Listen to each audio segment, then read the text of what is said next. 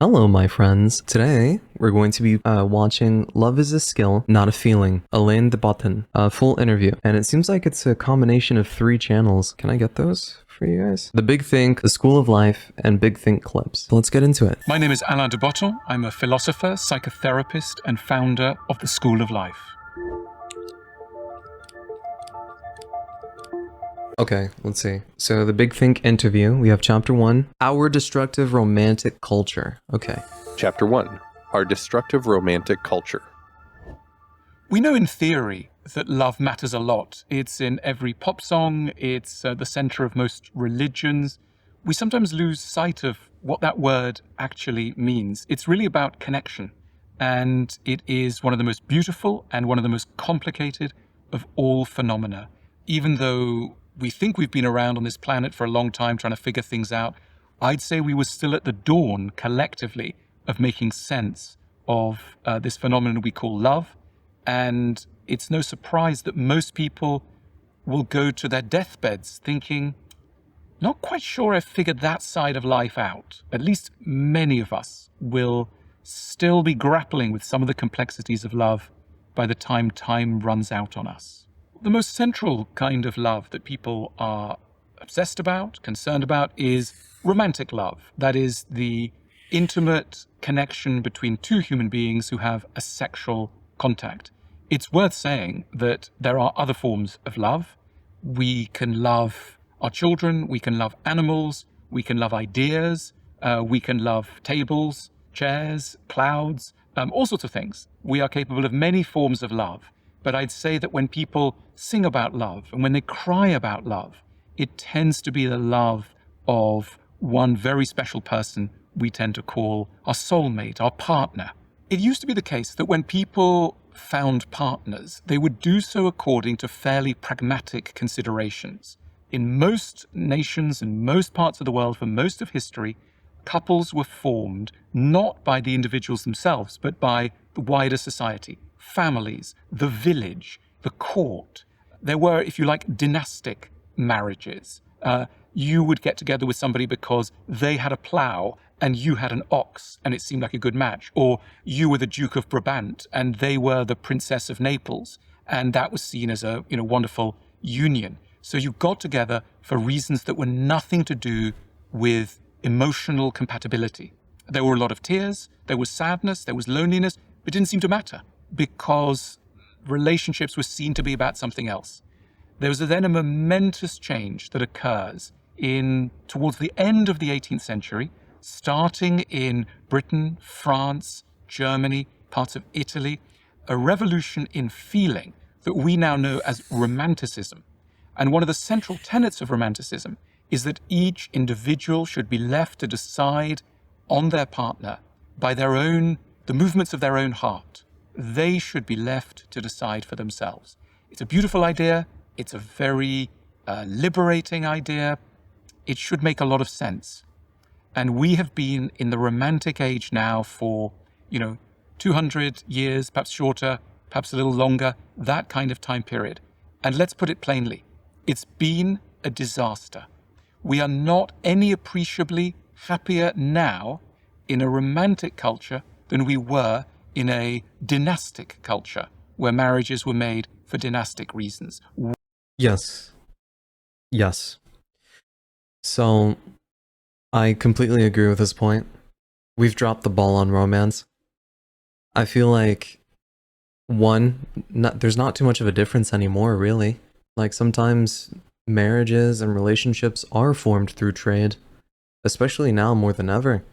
Now I feel like we've been more logical and we're more intense than before. It's either it's a really emotionless, pragmatic relationship, or it's a very messy relationship that is really toxic. The success rate is really low. It's really difficult to find somebody.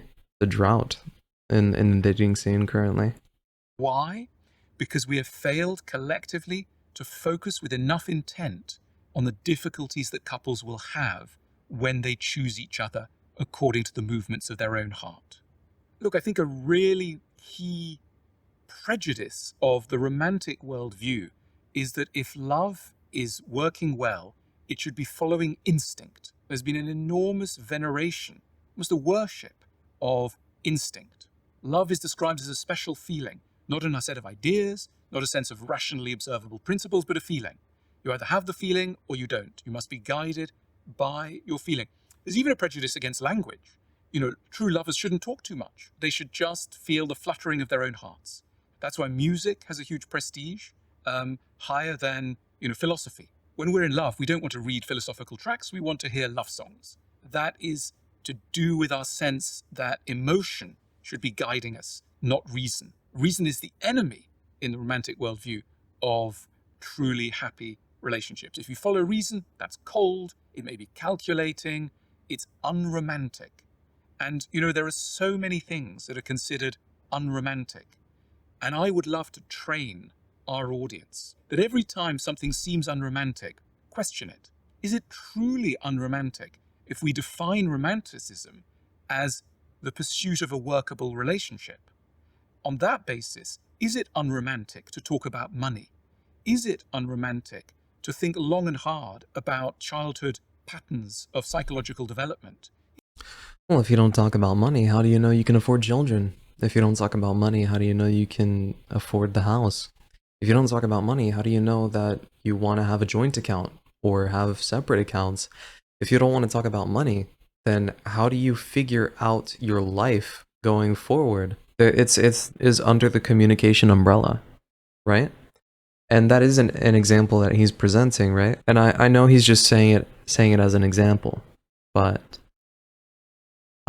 communication is really, really key. And we forget that a serious conversation doesn't have to be a bad one. Just because the conversation isn't flowery, smiley, laughing, joking all the time, oh, haha, positive, like, it doesn't mean it has to be bad.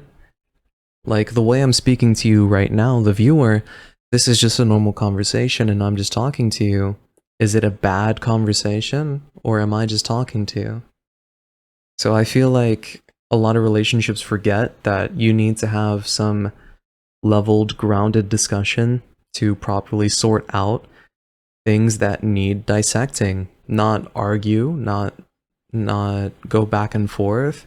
Just refine it. Get some order in there. Get some structure. Map out the blueprint for how you can keep working on the relationship. Map out the blueprint for how you're going to interact with each other. Is it anti-romantic to spend a lot of time thinking about families and friends and compatibility at that level? All these things, in my view, belong to a truly adequate way of surveying whether a couple should be together. But I'm also aware that nowadays these things are considered very unromantic. To live in a romantic culture means to live in a culture that has a set of ideas about how good couples should form. They should be formed by instinct, that everybody has a soulmate, that you'll recognize your soulmate by a special fluttery feeling, that you shouldn't be asked to account for that feeling. You should simply go for it and marry in Vegas in 2 weeks if that's what seizes you. Are we for real? How can anybody listen to this and not think that it's a fantasy? It just sounds like delusion. There are plenty of people that live their entire lives that have wanted love and just end up dying single. In fact, there's multiple people in our society today, plenty of people in our society today that always thought, okay, well, I'll have a relationship when it comes. I'm not one to force things and let things happen naturally. And then they age out of the dating market entirely. I'm not at all a believer in this fantasy, because if that were true, what about heartbreak? How is it that when you believe that you've found your one true love, you get a heartbreak, and then now that fantasy is responsible for intensifying and multiplying the heartbreak? Because not only did you lose a partner and you're going through the relationship breakup, but now your expectations are broken and you're getting even more emotional because you thought that person was supposed to be with you forever. And now they're not. It's much more intensive. It's a multiplier. And it's a multiplier that's very unnecessary because it's based off of a delusion. And that you should be able to communicate deeply with your partner without using language, through that special medium of the heart, through the silence. Also, that you shouldn't criticize your partner, that true partners should love each other for who they really are, which means no desire to grow or change. You just accept someone. Couples in... No. No, disgusting. No. If my partner is doing something wrong, they need to change. And you go back and forth to figure out what's actually wrong, what's actually good, right? But you need to communicate. If my partner is doing drugs, I'm not really so sure that I'm okay with dating somebody who's doing cocaine or fentanyl. Like, I want a relationship for the long term. I don't want somebody who's just gonna self-destruct in 10 years. I don't want that. Or what about a partner that likes to go around and mess with other people while I'm in a relationship with them? I'm not gonna chase a person like that. Or what about somebody who has no passion, no drive for anything? They're just a soulless husk. I would like somebody with personality and somebody who's ambitious to work towards a goal.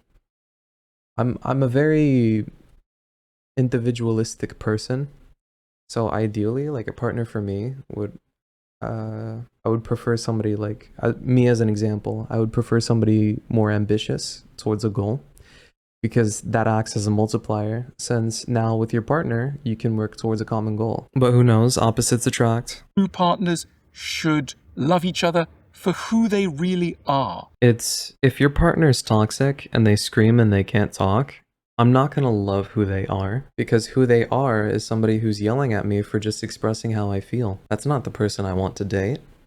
And I need to tell that person, my partner, that I trust enough to have a talk with, don't yell at me. Just talk with me without getting frustrated. If a partner's getting overly emotional, there's a problem, because you can't have a solid discussion if the lines are blurred by emotion. Which means no desire to grow or change. You just accept someone. Couples in romantic culture will sometimes complain, "You're trying to change me." And this is seen as really offensive. Trying to change me. So I can see how this, it really depends on the context, right? Nothing's ever truly right and a one-size-fits-all situation. Maybe the person doesn't need to change, and it's actually you projecting the things that you need to change about yourself onto your partner. Or maybe your partner does need to change. Maybe you don't like how your partner always gets sad when you just want to have an honest discussion with them, and how they deflect and play the victim. Whatever it may be, right? Whatever side you're on, it doesn't matter. What matters is the idea of what a relationship should be. And the idea of what a relationship should be is based on the foundation of growth and communication, and also being able to just talk without getting overly emotional and melting down. That's what creates connection, the work. You need to put in work. Relationships aren't just jigsaw puzzle pieces that you can snap into place. That's not how that works. Relationships are a chess game. You both give and take. It's a flow. It's a wave on a beach. You give water and you give land. That's how a relationship works. It's like, what? You complain to your friends. My partner's trying to change me. Oh, what an awful person. It must be awful. You must get out immediately. If you went to an ancient Greek, if you went to Athens in 400 BC, and you said to an ancient Greek, what is love? And where is the role of criticism? They would say, love is a process of education. It's the education of emotion. And lovers should, of course, be able to pick each other up for things that they don't spot in one another. And they should be trying to develop into the best version of themselves, rather than simply staying stuck in an admiration for who they are today.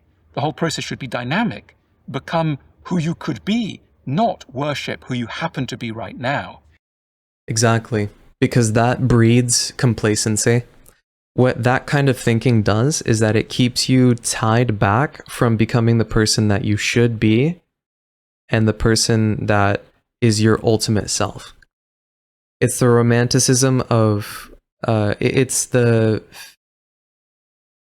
fetishization of your current self. and you're living in a fantasy of I'm at my ultimate, this is my peak. No, you don't know that. You need to keep going. You'll it's a lifelong process. Becoming who you are, becoming your ultimate self, that's a lifelong process. Just when you think you've mastered something is exactly when you set up the curtains for other things to lurk in the shadows and then surprise attack you later. You can never think that you are the master. A true master is an eternal student. So when we're discussing a self-ideation, putting on a pedestal, it's becoming chains that hold you back. Chains that hold you back because you won't notice things about you that need improvement that could take you even further. It's about becoming the most you can be. And that takes a lot of work to do. That's why it's lifelong. Just when you think you've mastered something is exactly when something terrible is going to fester. All of this sounds very strange in romantic culture, which is why relationships are so difficult in our time. Let's remember that a person's life satisfaction is determined by up to around 70% by the quality of their personal relationships. A Martian, hearing that statistic, visiting planet Earth, would think, well, clearly Earthlings, given the enormous role of love, will be spending 70% of their money and 70% of their educational time working out how on earth this business of love works. Is that true? No. We spend hardly any time rationally thinking about it. None of us are made to sit through classes in attachment theory, classes in apology, classes in listening, classes in communication. No, physics is important, geography is important, don't get me wrong. But is there no time for this, given its role in our lives? Do we really want to leave this to chance? And the answer is yes. And why? Because we live in a romantic culture that sees something adverse in planning and thinking and reflecting too hard on the business of love. No, we don't just think it's worse, we actively fight against that idea. How many Disney movies reinforce the idea of a one true love? Disney princesses, your Prince Charming, your kings, your queens, your Beauty and the Beasts. It's impossible to sit here and not only to not think that our society is overly romantic. We are in a position where we think that we're destined to be with this one person and that we don't have to put in any effort or work at all. That's not how that works. A relationship is full of compromises and sacrifices. And whatever you feel should be a compromise, and whatever you feel should be a sacrifice, is whatever you should be discussing with your partner. Because that's how you reach a conclusion. Can we make this work? Because you're saving yourself a heartbreak, and you need to have an authentic and honest discussion about it. And it needs to be fair for both of you. Reaching a private, I'm very big on privacy, a private conclusion that benefits both sides is the best thing you can do, and getting as close as possible to that is the most beautiful thing you can do as well. Sometimes you need to sacrifice for your partner, and sometimes you both need to sacrifice each other. Like, not ritualistically like that. Like, maybe there's a negative that you both have to take. Then that's something you got to take, because you do it for the mutual relationship, the mutual effort, because that's what matters. You're in it together. It's very deleterious, and it's been a serious problem for humanity. One of the most powerful disseminators of romantic culture is art. And by art, I mean all the leading artistic media. Film, definitely. Yes. If you were learning about love from films, you would be very confused. And that's why many of us are confused, because... Yes, exactly. He's oh my fucking God. He's saying exactly what I'm saying. Oh my God. Films, and I include that television shows and other, narrative forms, these things are hugely misleading. They simply do not show what a real relationship is like. Hell, they don't even show you what most of society is like. They don't. And I get it. Film, your parents are responsible for teaching you these kinds of things, but unfortunately, these lessons get lost. They do. Because he's right. There is no institution on love. There's only everybody's opinion. If love is only word of mouth, imagine how volatile the culture of love will be.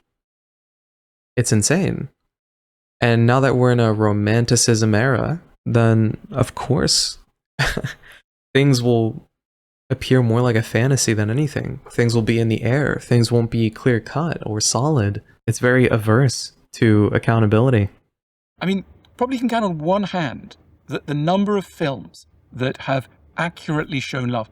I think one of the most accurate representations of love is Richard Linklater's Before trilogy, which ended up with Before Midnight. It's a wonderful reckoning, really, with the real complexities of love. But, most films are not that. Most films are blithe, are superficial, are not modest enough in showing us what's really going on between.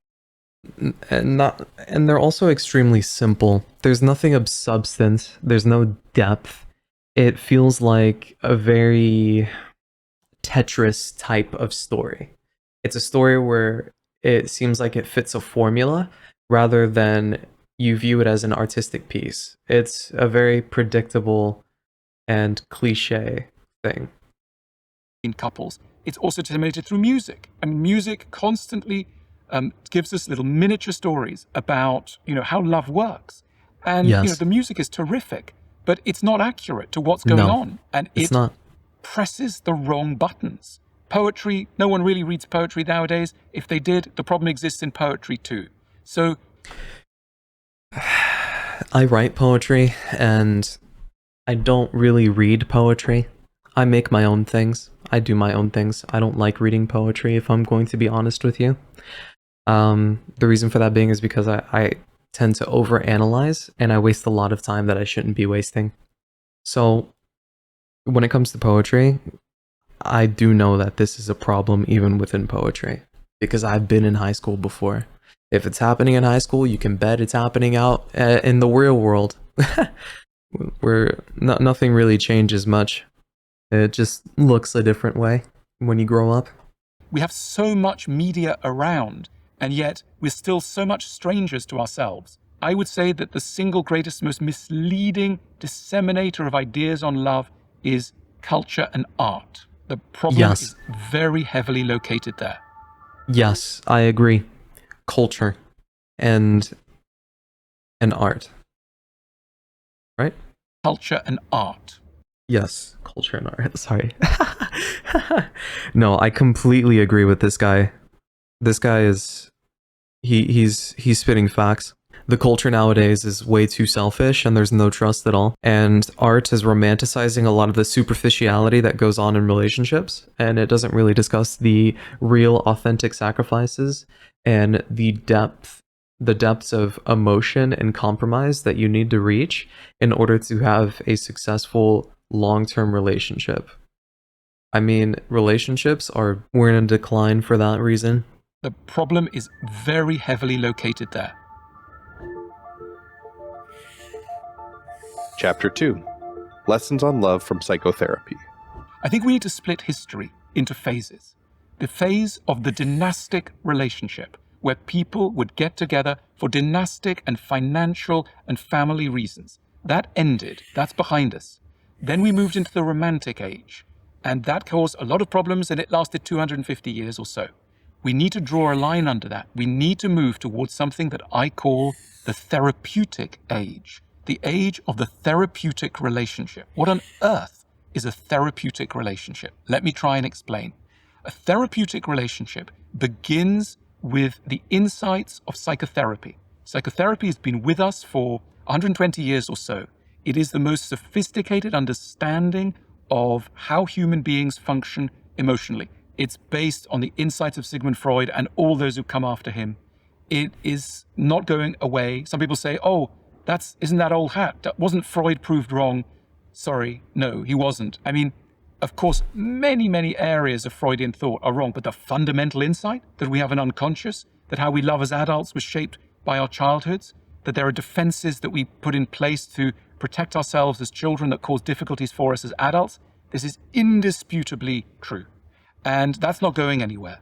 All of us are the result of a very slow and long process of emotional education that took place between the ages of 0 and 10.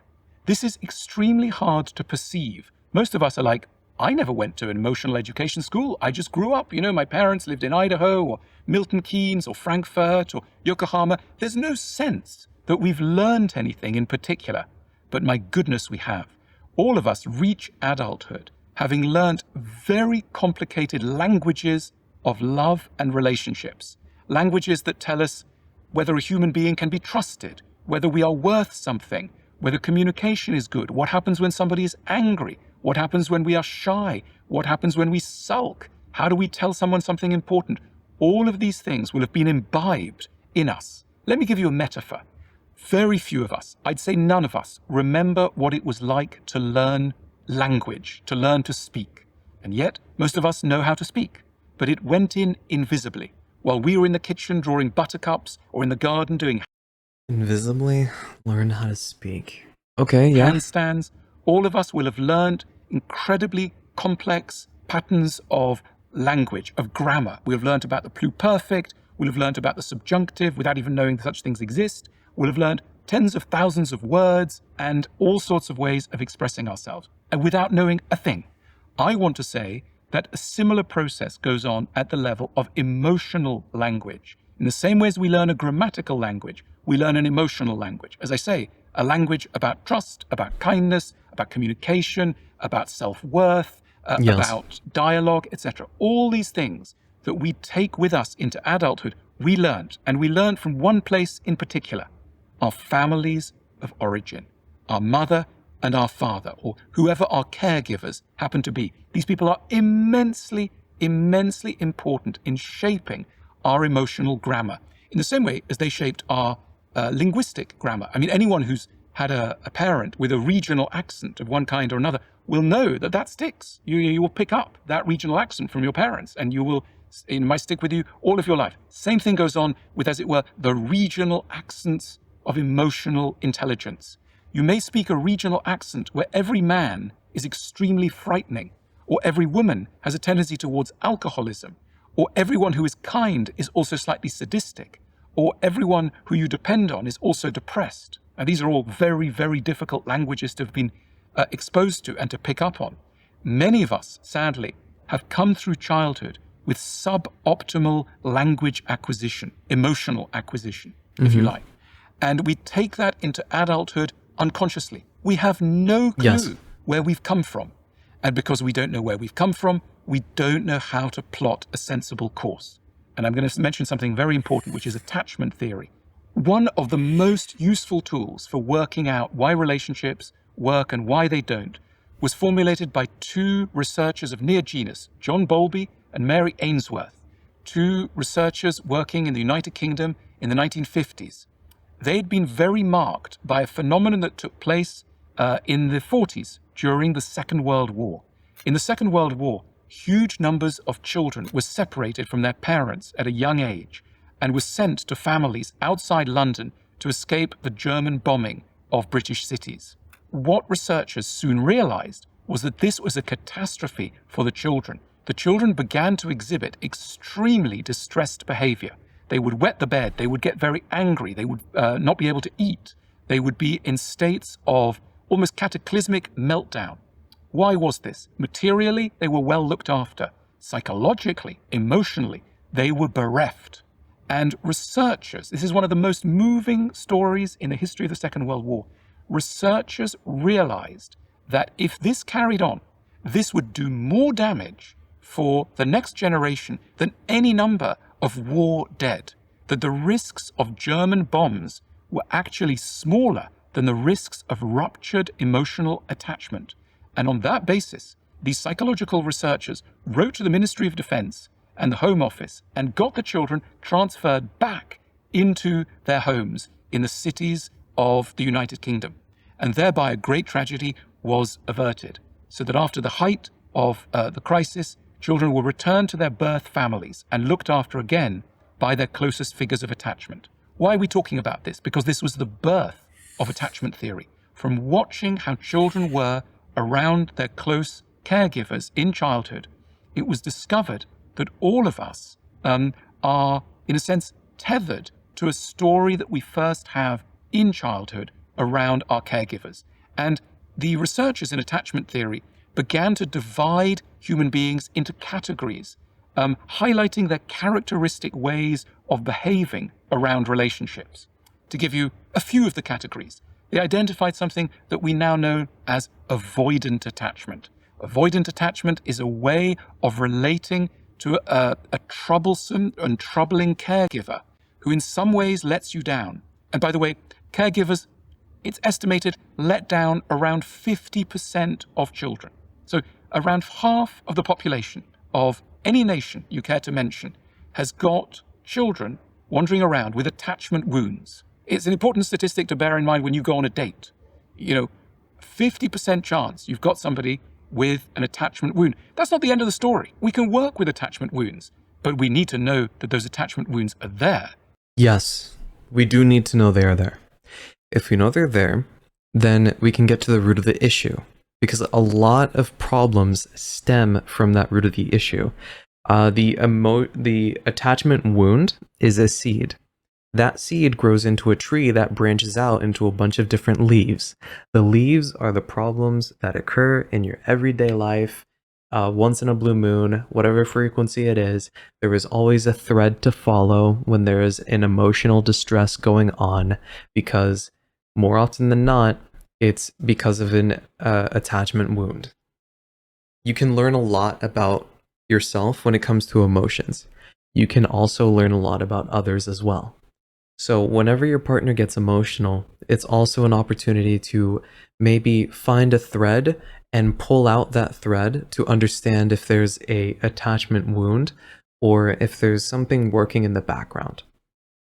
It's putting a magnifying glass and dissecting the emotion rather than reacting to it. That's how we're going to try and solve the problem, by knowing that the problem is there. An avoidantly attached person is somebody who responds to the insecurities in their relationship with their caregiver by essentially moving away, by pushing away intimacy. The classic sentence that an avoidantly attached person will say to their partner after a few beautiful weeks, a few mini breaks, a few lovely times, they'll go, "This is feeling a bit too intense." And then they will withdraw in some way. They'll start causing a problem. They'll say, "Oh, I need to spend a weekend with my friends," or "My mother really wants to see me." They'll pull away from a relationship because it's getting too intense. And really what they mean is, I'm so afraid of love, and the way that I deal with my fear of love is to pull away. So that is avoidant attachment. And we see it all over the place. Some of your viewers will be avoidantly attached. Some of your viewers will have recognized this with a partner that they had. It's not that the avoidantly attached person doesn't want love. They want love. They're just terrified of it. Why are they terrified of it? Because it didn't go well for them in childhood. And you know what? It's completely fair to say, I don't want to deal with that. It's a fundamental agreement, because at the same time, while you can say, listen, I will deal with it, I will be patient for you, we can work on it, right? That's beautiful, that's nice. But we can't sit here and pretend like the other guy is a piece of shit for not being willing to go through that, because maybe they need love, and maybe they're fearful, and they've got an attachment wound that somebody pulling away is something detrimental to them. It's a fault in compatibility. Now, I did say that relationships require sacrifice, but only if you're willing to make that sacrifice for your partner. It always depends on the context, but I can never blame a person for not being willing to deal with an attachment wound that isn't theirs. If you're willing to go through that, that shows effort, that shows care, that shows the good parts of a relationship. But if it's just too much for the other person, then you're just incompatible. It sucks, but I'd rather not make a situation worse by trying to force something that wasn't supposed to work in the first place. But the important thing is that you try it in the first place. And this is something that we need to really keep in mind. We've got a culture that thinks that everybody's looking for love. They're not. They're ostensibly looking for love, but they're just as busy pushing love away when it comes, running away from it, and making sure it doesn't succeed. Why? Because they're not my Prince Charming. They're not my sweet little princess. That is the problem. the fantasy of trying to find your one true love and seeing somebody that doesn't match your fantasy means you become averse to a possible relationship ready to bloom. Oh, that's not what my one true love is supposed to look like. So even though there's nothing wrong with them, I'm not gonna date them. Oh, my true love doesn't act like that. Not in the way I think. So, no, I'm going to avoid them. It's the fantasy that makes you not notice the possible beauty in front of you. Love is a threat. If you have grown up in an environment where love was not possible, where relationships between caregivers and children were not safe, you will have defended yourself against the risks of disappointment. You will have insulated yourself. And then when love comes your way in adulthood, what you will do against your knowledge, against your conscious knowledge, is make sure that love does not succeed. You will sabotage your own chances of a successful relationship. Let me give you a metaphor. Imagine that you've grown up in a prison camp. You were never fed, or the diet was very meager. You didn't have much food.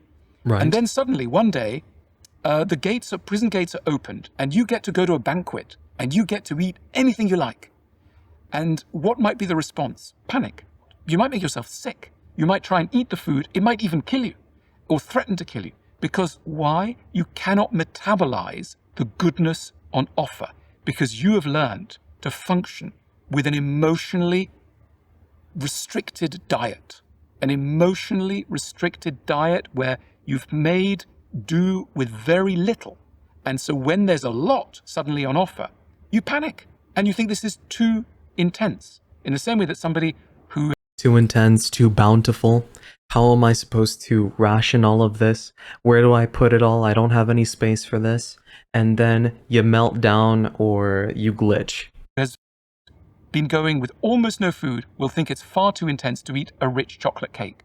And sometimes healthy love is like a rich chocolate cake which we cannot bear. And some of your viewers will know the phenomenon whereby you offer somebody love.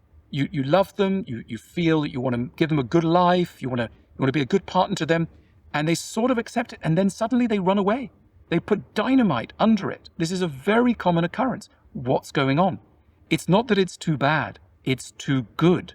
And for some of us who had to get used to very poor relationships, the greatest threat is not a bad relationship, that's fine, it's a good relationship. And you get patterns, horrific patterns, where people have had an unstable and violent father, let's say, an uncaring and absent mother. And you think that these people are going to, get to adulthood and they're really going to make it up for themselves. They're going to... Unfortunately, there's a lot of families that are behind in this type of stuff. So whether we like it or not, there's going to be a lot of bad families. So that is something that's also volatile because it's very contagious to have a dysfunctional family beget another dysfunctional family.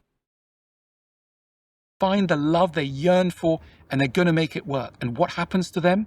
Maybe a nice lover comes along, someone kind offers them, a home, as it were, an emotional home. And maybe at the beginning they can bear it. It's easier at the beginning. You can bear it at the beginning. But then the problem starts setting in when it really becomes clear that love may work.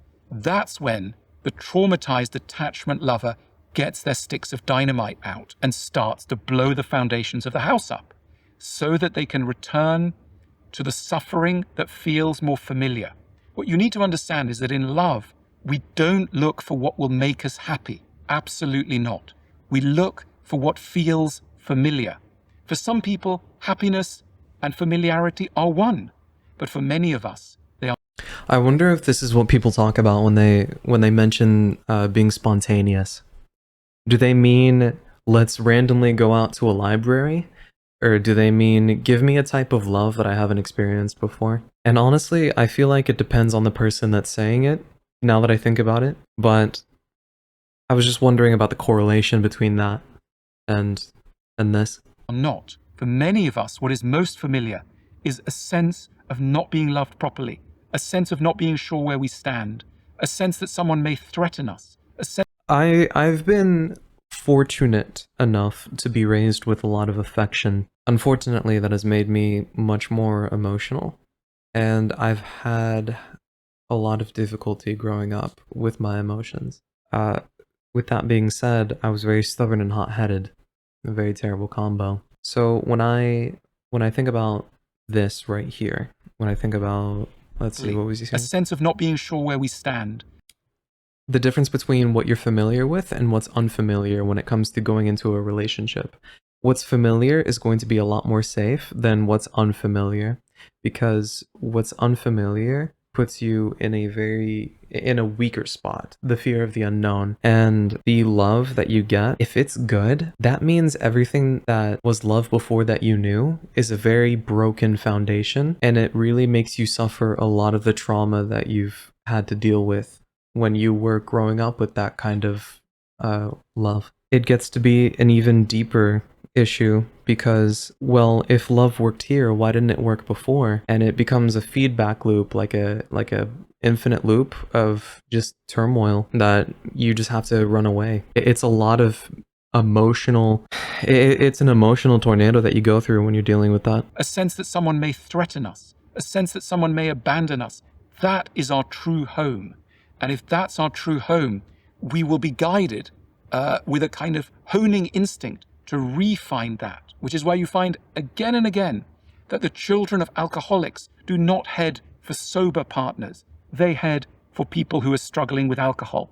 Why the offspring of violent parents do not head for calm and kind partners. They head for people who are struggling with their temper. I wonder if this is true for me. I've noticed that after I've solved my issues with myself, I'm still dealing with more, right? It's a lifelong process. I've experienced what real attachment and real love is like, but unfortunately, I learned all of that too late. However, now I'm noticing that I'm going after a lot of relationships that fit an ideation. Like, I'm going after relationships that are more egotistical, I guess I should say. I go for somebody who seems more intelligent, and really, they're just smarter than the average person, but their emotional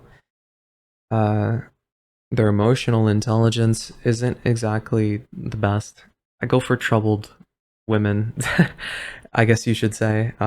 Should I just say it? I go after the BPD women. I've noticed the ones that are very emotional and the ones that are not exactly logical either.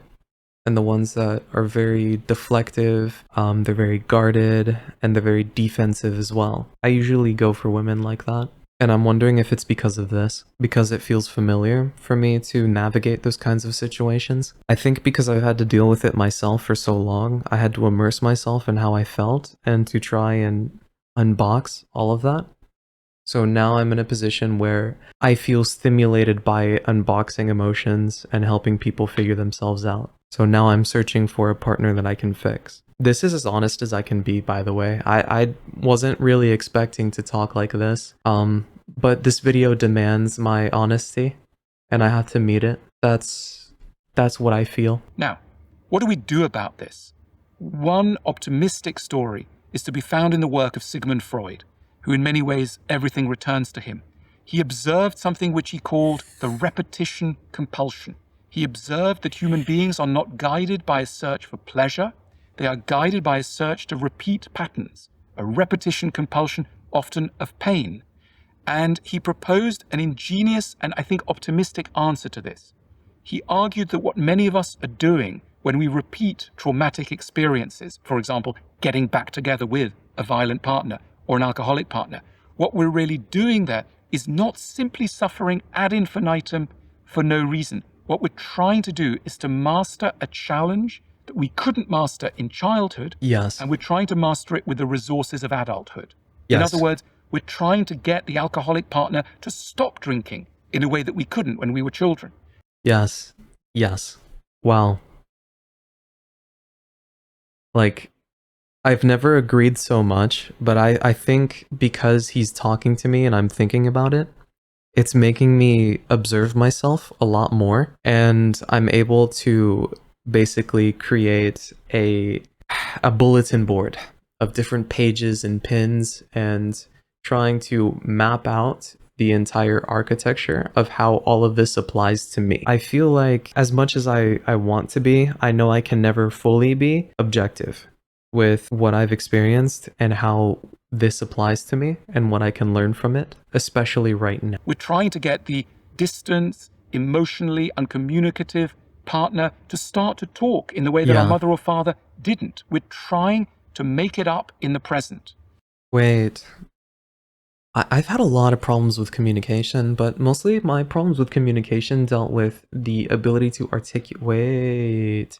If I struggled with articulating my thoughts throughout childhood, especially when it came to family, then it makes sense that I would have a lot of trouble navigating relationships to the point where I would spiral my own self down, fix my problems, and I'm finding myself into situations where I'm dealing with women who don't properly deal with communication or properly deal with love. Like what was that attachment style he said before? And the way that I deal with my fear of love is to pull away. I think this is what I have a problem with. When they pull away, when I don't get a clear answer, or when they're displaying emotions that I want to unbox. And they need me to figure it out because apparently I'm the grounding force for them. And me being the person who's fell in love with being grounding, logical, trying to understand emotion and navigate this stuff and romanticized growth, now seeing it in others gives me a pleasure and satisfaction because I'm able to spur on growth in others now. So I'm actively seeking out somebody that I can fix. It sounds easy because I'm able to explain it to you in a very simple way, but this is something that I haven't really thought about before, and it's a lot more difficult to find out than you think. Now that I'm hearing it, now that I'm thinking about it and applying it to myself, there have been situations where I would go after somebody who isn't exactly the best for me. I've done it multiple times, and it primarily deals with this right here. Just knowledge is make sure that love does not succeed. You will sabotage your own chances of a successful relationship. I've been sabotaged before. I have been. And not only have I been sabotaged before, I've been sabotaged multiple times and I've saved the relationship multiple times. Simply because I was willing to put in whatever amount of work it took to get to an even playing field. I'm very neutralizing and I have a lot of negation to a lot of things. So my stubbornness is really key. I'm very stubborn to make things work, especially if I tell myself that I will make this work. I become very all or nothing and emotionally invested. So that's why I'm very careful with who I engage in relationships with. At least that's how it was before. I think now I'm a lot more fluid and flexible with relationships. You know, a home, as it were, an emotional home. And maybe at the beginning they can bear it. It's easier at the beginning. You can bear it at the beginning. But then the problem starts setting in when it really becomes clear that love may work. That's when... Yeah, after the honeymoon phase is over is when you have to deal with the several trials of love. Now, after the flowers, the hearts, the sunshine, the darkness, whatever you want to call it, after all of that fluttery feeling goodness is over, when the fires die down, is when you need to navigate the shadows. That's when you need to start facing the challenges. The traumatized attachment lover gets their sticks of dynamite out and starts to blow the foundations of the house up so that they can return to the suffering that feels more familiar. What you need to understand is that in love, we don't look for what will make us happy. Absolutely not. We look for what feels familiar. For some people, happiness and familiarity are one, but for many of us, they are not. For many of us, what is most familiar is a sense of not being loved properly, a sense of not being sure where we stand, a sense that someone may threaten us, a sense that someone may abandon us. That is our true home. And if that's our true home, we will be guided with a kind of honing instinct to refine that, which is...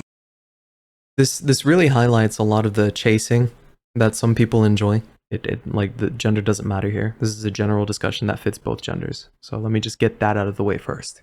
So whoever is doing the baiting, the games of, oh, they need to chase me. Why didn't you chase me? That means you don't actually want me.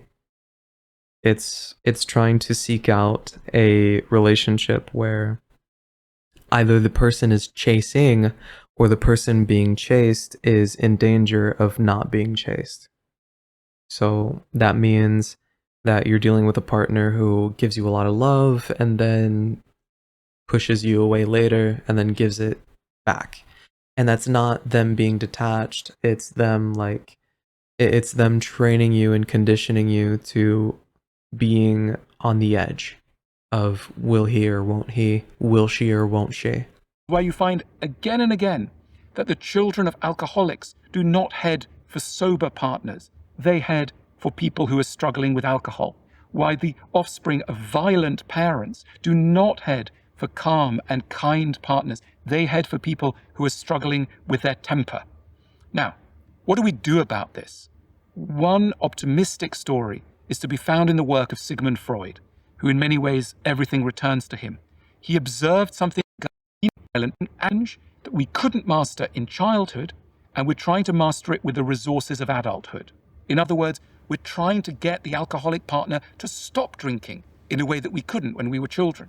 We're trying to get the distant, emotionally uncommunicative partner to start to talk in the way that our mother or father didn't. We're trying to make it up in the present. And Freud realized that for many of us, we wouldn't find the kind of excitement that we need until we locate a partner who does suggest that they suffer from the very problem that our crucial caregivers suffered from, until we find a little bit of an echo of the original suffering. But the optimistic story is perhaps we can work with them in the relationship to heal the pain. It's a very optimistic story. It works sometimes, and sometimes we may need to cut our losses. You know, love is not... Yes, exactly. Sometimes it works, sometimes it doesn't. Maybe you do find that partner and you do actually like heal them from their alcoholism. Like you're helpful to them and they're helpful to you in their own way, right? And he's trying to say that it's not always successful. That sort of story that you tell yourself, the emotional wound, the attachment wound that you see within them, something that's familiar, right? Like he said, that way of going about things isn't always going to work out, which leads into the whole, like, you don't have a one true love, right? Like the one true love fantasy is just that, a fantasy. Not always about keeping going.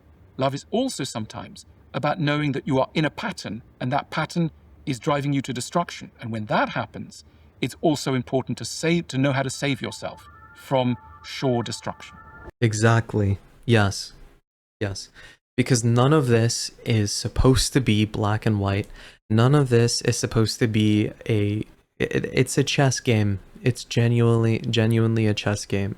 There's no formula, there's no flowchart to love. It's all about what is contextual, what you think, what they think, what you value, what they value, what you want, what they want, what you don't want, what they don't want.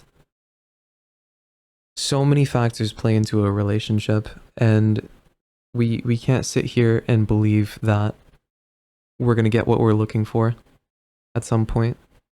Sometimes you have to compromise what you're looking for, or sometimes the person is so far away from what you're looking for that you need to let them be with somebody who is willing to deal with that, or willing to work for somebody who is probably what they're looking for.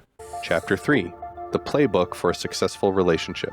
Okay. First of all, the idea of a playbook sounds strange. The idea of a playbook that you need to create to get in a relationship sounds really odd. You think, I don't need a playbook. I just need to head on in there, get a dating app, and off I go, and a nice new pair of clothes.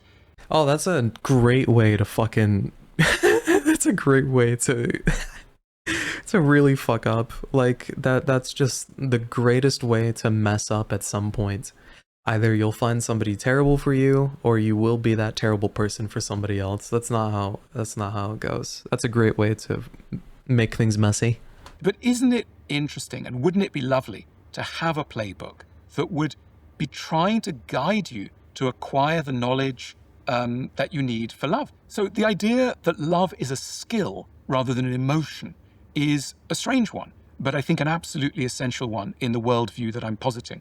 You know, if somebody said, I'm going to climb Mount Everest or K2, you would say, okay, how have you prepared for this? And you'd be expecting them to show up with ropes, with training programs, with oxygen, with specially prepared packs of food. You can get the metaphor.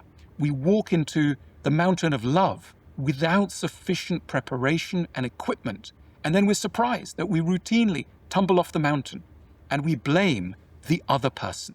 We say we didn't match the right person. We haven't found our person. We go back on the dating app and we go ever further to try and find the right person.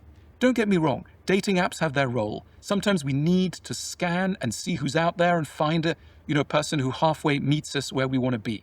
But once you've found a more or less suitable person, that's when the work begins. And the work is to turn a stranger into somebody that you can understand and who can understand you without bottling it, without panicking, without throwing them in the bin, without saying, we can't work this out if after 5 weeks and a pleasant mini break in Copenhagen, we suddenly have a conflict. No, the point is you need to stay where you are and try and figure it out.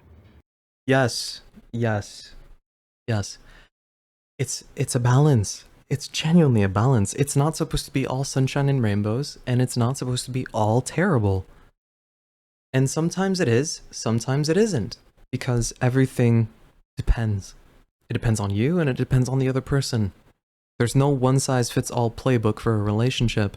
So sometimes, when a conflict arises, you work out through the conflict. If there are too many conflicts for either of you to handle, and you realize that the situation isn't salvageable, you let it go, you take the loss, and you move on. But it's trying to figure out which is which. That's the hard part. That's really it. But most people give up too soon. They say, we can't possibly do this. Yes. And they run for the hills, go back on the dating app, and find the next person with whom they will then try out an equally unfulfilling attempt to match their heart with a stranger's. What we need to do is to start to create right people rather than search for them. And what does that mean, to create a right person?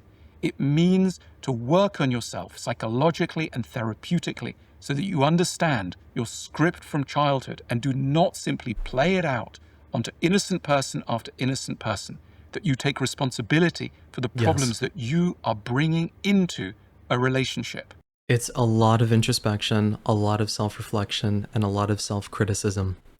It's focusing on how you can be the best for your partner. And this isn't about just you. Your partner needs to be thinking about how they can be the best for you as well. And if their best for you is a different idea of what you think is best for you, or what you think their best is, then there's a problem that needs to be changed. But it really requires communication and talking things out. At the School of Life, which I founded, an institution that is dedicated to emotional growth and development, we tell our people that when they're on a date with somebody, among the first questions is to ask people playfully, how are you crazy? What does that mean, how are you crazy? Why is everybody crazy? They're not necessarily crazy. Well, all of us have stuff that we need to be on top of. And exactly. if you're it's becoming, it's weird how there's so much progress with people nowadays, and how there seems to be no progress at all with society nowadays. It's really interesting how I'm capable of finding so much substance in a conversation, and just as much, I'm also equally capable of finding trash in a conversation. Like, it's really baffling to me. How are you crazy? We've gotten to the point where we're aware enough that everybody else is dealing with emotional wounds, that we all have stuff that we're dealing with. And now it's getting to the point where we're realizing that the stuff we're dealing with could relate to childhood.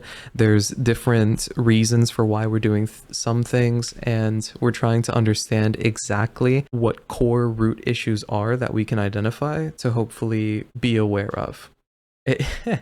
It's navigating through, it's basically opening up and trying to read somebody and trying to understand how they're written. What does that mean, how are you crazy? Why is everybody crazy? They're not necessarily crazy. Well, all of us have stuff that we need to be on top of. And if your person at dinner says to you, yeah, I get the question. Yeah, I've got my crazy, and my crazy is this, my crazy is that, my father, my mother. This is turning out to be a safe person. If the person goes, how do you mean? I can't possibly answer that. Yeah, I can't answer crazy. What do you mean? I'm not crazy. What is wrong with you? That's somebody who's not willing to accept any possible faults within themselves. And the this isn't always guaranteed. Sometimes your definition of crazy is different from somebody else's. When let's say you say, what's your crazy, they'll be like, I'm not crazy, what are you talking about? And you're like, well, what are some emotional wounds or things that you deal with? And they're like, oh, you meant that. Yeah, it's sometimes people will get confused what you mean by crazy, but more often than not, it's like one that's willing to talk about, oh yeah, I know crazy. My family did this, I reacted this way, my family did that, and now I'm doing this because of that. And when you're mapping out and truly showing exactly crazy, that shows you a lot of different things. One, it shows you that the person is willing to admit they're crazy and that they're trusting you enough to display it, to show like, okay, I'm dealing with some attachment issues, I'm dealing with some trust issues, and I'm also dealing with some physical touch. Like I get uncomfortable with physical touch. Somebody who's willing to meet you emotionally like that shows maturity and also shows a willingness to work things out.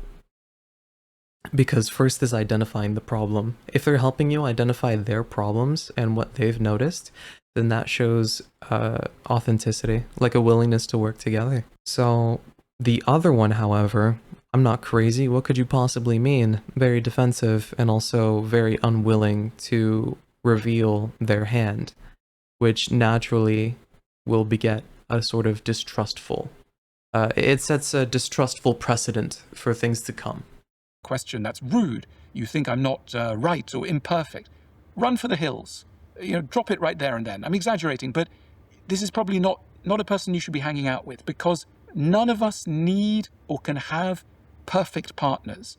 Yes. But what we can have and must search for and must try to become is people who know enough about their patterns to be able to warn their prospective partners of what's going on and take averting action. The beginning of therapeutic relationships is to know that two people, when entering a couple, are not entering without a lot of history. It is essential that couples learn as much as possible about that history so that they are ready for the challenges and perplexities of love. A therapeutic relationship requires that each partner get on top of their dynamics that date back to childhood and are able to discuss them with relative grace, patience, and insight with their partner, so that when problems arise, and they will, they can adopt a therapeutic language. It is therapeutic to say, for example, when there is a conflict, I hear your point of view. It may not be mine, but I hear that it's yours. It is not therapeutic to say, you're wrong, you're an idiot, and you're just like your mother. Yeah. Very, very poor communication skills there. Because it doesn't stop at communication, it's also the way you communicate, right?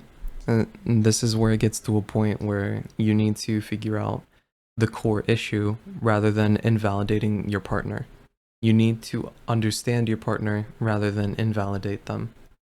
If they're feeling a certain way, you got to figure it out. And if you don't respect that, you need to respect that your partner has thoughts and feelings and they think a certain way as well. Most of the time, it boils down into how you're thinking about it, and just giving each other perspective on the same issue or different issues in your own lanes can really help each other. Or indeed like your father. This is not therapeutic. I'm kidding, but I'm making a very serious point indeed. We do not tend to talk to each other in therapeutically informed language. We shout, we scream, we blame, we shapeshift. The problem is that requires a level of intelligence that is slightly psychological. It possesses a level of cunning as well, because you need to be able to map out exactly what your partner is going through when they don't want to really tell you. So we're getting into territory where you now have to be a bit more intelligent with how you talk with your partner and how you can flip enough switches in your partner to make them realize, oh, maybe I need to think about this differently. We don't take responsibility. We do all sorts of things that doom us in relationships. And then we stand back and we say we're surprised. Yeah, this is why I'm saying that it's a chess game, because you're constantly throwing out a piece and your partner responds. With that response, you then calculate, okay, what about this move? Okay, how are they going to react to this move? Oh, they're going to take this piece. Let me see if I can take this piece. And then you go back and forth and you continue that chess game until you both find not a winner, not a loser, but a compromise. That's how it goes. You're always thinking 6 steps ahead of your partner, you're always trying to read your partner, and you're also always trying to throw things out there that doesn't cause the entire game to fumble. That doesn't cause any tables to flip, that doesn't cause any strife, discomfort, or, well, maybe not discomfort, you gotta be comfortable with discomfort, but just different issues that aren't going to help the current situation at hand, and the situation being working through the problem in a discussion. We are a society that is obsessed with finding the right person without pausing to think, how do I become the right person? How do I work on myself? Understanding that cannot be done simply, and this is paradoxical, by being on your own. This is another. Yes. The problem is that there's not a beginning, middle, or end. There's no structure. There's no order to this. We're thinking about it too logically. We're thinking about it too much like a video game, a card game, or whatever. You need to think about it more like it's in a space, in a field, right? You need to think about it like sound. There's a specific hertz frequency that you have to tune into, and even then the analogy or metaphor isn't sufficient enough, because there's no one size fits all answer to these types of things. It's something that you have to throw yourself into to calibrate the flow. So when you're trying to figure things out for yourself, you turn towards philosophy, psychology, you turn towards self-help, introspection, journaling, and maybe even therapy, right? Because you're trying to figure yourself out, trying to figure out your problems, and trying to learn and improve for your partner. But at the same time, right, you're also trying to you're trying to be able to get into a comfortable enough position to where you can do the same thing for your partner. So it becomes a feedback loop of, these are my issues, how can I fix these issues for my partner, and what are my partner's issues? How can I help my partner with their issues? And then we both reach a compromise whenever we are clashing, right? Whenever things aren't properly calibrated, how can we recalibrate? Unbelievable mystery. You can't understand yourself just by being with yourself. You need other people. There's a lot to learn when it comes to love. Men and women will teach you a lot about yourself. And my first heartbreak is the heartbreak that taught me what love is. And now I feel like I needed that heartbreak because I don't think before that person I've ever loved before. And I've had multiple partners before that person that I loved. So now that I know what true love is, and I know how love is supposed to work, after a very long period of moping, I got to a point where I tried developing myself even further by just remembering everything that I could about the past and analyzing it authentically. What did I do wrong? What could I have done better? What was I thinking? Why did I reach that conclusion? What led to that? What about my childhood? How does this relate to everything? There's a lot of connections. There's a web that you need to build. A web that you need to build full of everything, everywhere, all at once. From your childhood, to what that means for you right now, to what you did in the past, to how it translates into what you're going to do in the future, or what are your problems right now, or problems that you've had in the past that you're going to pat yourself on the back for, or maybe that you're still doing. It's just a very, very long process. One, you barely finish, right? Because you can only get it calibrated to where the flow is going properly, where the circuit is flowing properly, right? And two, it's something that can be broken and something that needs to be started all over again to then be recalibrated, and sometimes it can also go out of calibration. So that's what love is. It's something that you throw yourself into and you learn how to navigate that in a way that promotes peace, harmony, and reciprocity. Why is that? It's like, why do you need a mirror to see the back of your head? Because we don't have eyes there. We need someone to help us to see the things that are really hard for us to see. And psychotherapy gives us a forum in which we can come. This is a problem with communication a lot because a lot of men don't understand that women like giving signs, and men don't really think in a way. They don't think in signs, they only think in what's in front of them. So trying to find signs as a man is one of the hardest things to do, because fundamentally, we just don't think the same way. We only think with what's in front of us and what's being said, and most of the time we think in surface level. That's just how we are. But a lot of the times, women will think in a way that is lightly brushing upon how they think and feel. They're a lot more subtle with communication, and it's navigating that subtlety that I feel like is really important for men to learn. I feel like that's an innate thing that men really need to learn. And that's not to say that all women do subtle, all right? Some women are very forthright, some women are very clear cut, and some women are very blunt and they just do it, right? Again, it's because there's no one size fits all. So when there's a woman like that, maybe she's a really hardworking, blunt person, but she can also be very stubborn. And whenever she believes a certain way, it stays that way. And you have to be able to navigate that stubbornness. It doesn't matter what it is. You're always going to have a partner that has something that you need to be able to manage. Not just manage, possibly help solve, or it's just a recurring thing that you deal with because you do it for them. Tell the therapist about what's going on in our lives. Explain what happened last Monday. Explain, what happened when we took that trip to New York or Buffalo, wherever it is. What happened? And then slowly pattern recognition sets in. The therapist is able to go, it's funny, in that last relationship you did this new relationship you're doing that, and you mentioned that your parent did something that sounds kind of similar. So I wonder what's going on. And then slowly insight comes. We start to put the pieces together. We think, I'm up to something. I'm doing something. Yes. And that way is liberation. We can start to break the unconscious stories that we're living. Crazy. Because just by listening to him talk, I broke an unconscious story in my head. Like this video, I instantly thought about it. Psychotherapy works with this concept known as defenses or defense mechanisms. In other words, these are tools that our minds adopt to try and shield themselves from accurate knowledge of their own workings. This could sound really odd, like, why don't we just embrace self-knowledge with open arms? Why do we need to run away from it? The answer is sometimes it tells us things that we don't want to hear. That's why. That knowledge of ourselves is frightening. It's really awful to have to learn certain things. I just said this.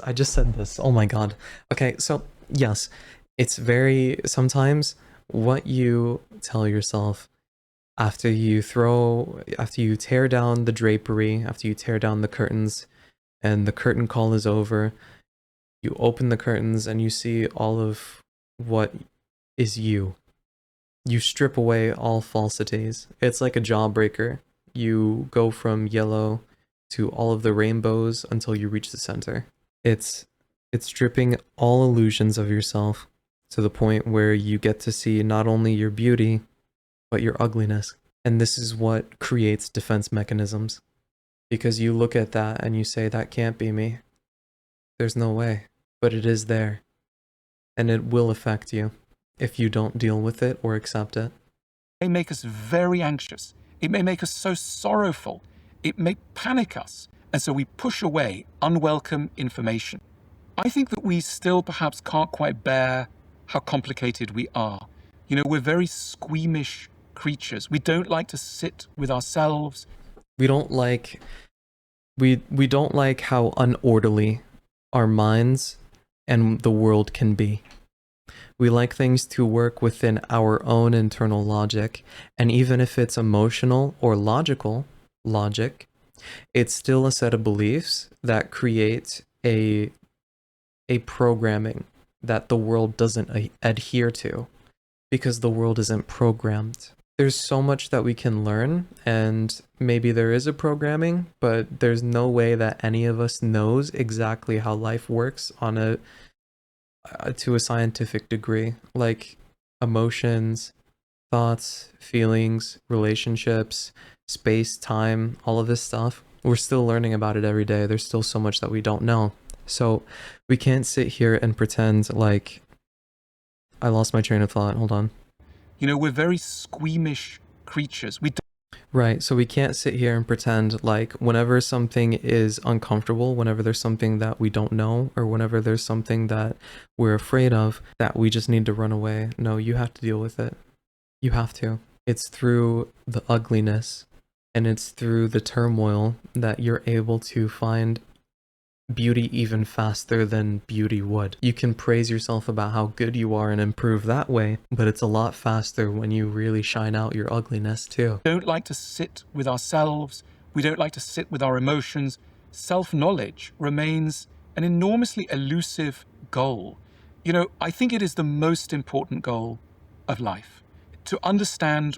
Well, self-knowledge in this society isn't rewarded. How can I get married with a partner if I can't even find the money to support my own life? How can I have children if I'm constantly going to be broke? How am I supposed to be able to provide a shelter for my family if there's no possible way for me to buy that shelter? There's a housing crisis going on. It's not about we need these things to have a relationship. It's about how these things make it so that it's very difficult to self-explore. The problems in our society make it so that it's not ideal to do a self-exploration. Only the surface level matters. Oneself is literally the meaning of life. The ancient Greeks knew this. You know thyself was the most important command in Yes. ancient Greek culture and philosophy. Know thyself, most important thing you could do. If you said nowadays, you know, in a conversation with friends or colleagues, you know, what's your goal? Where are you trying to get to next year? What are you trying to do? I say, know thyself. People would go, that's a strange person there. We don't know about this person, right? It's not an acceptable goal. We know that it's good to make money. We know that it's good to travel to foreign countries, to learn how to fry garlic and to learn salsa. It's not particularly esteemed to know yourself. And that's why we wander around strangers to ourselves and therefore enormously confusing and, let's put it frankly, dangerous to other people. Because a person who doesn't understand themselves, you know, if confronted with their behavior will go, it wasn't me, I didn't do it, or I can't think, or, you know, ask me tomorrow. They can't account for themselves. They don't know why they do the stuff they do. They will simply, in a relationship, for example, bail out of a relationship going, you know, it's getting too intense. And why? They don't know. They don't understand what they themselves are doing.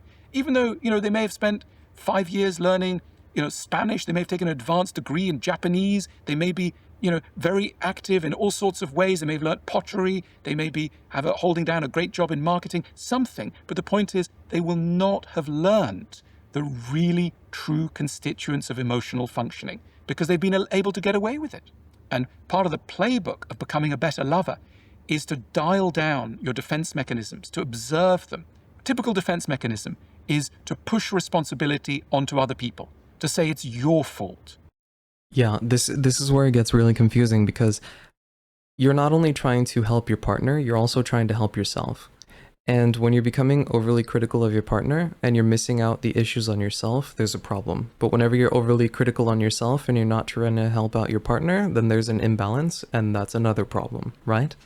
You both need to be working on yourselves and also working on each other. When you reach that level of harmony, it is the most beautiful thing ever. But you both need to be working on yourselves and on each other at the same time, constantly. Willing to admit your faults and willing to be able to trust your partner enough to point out their faults without having them attack you.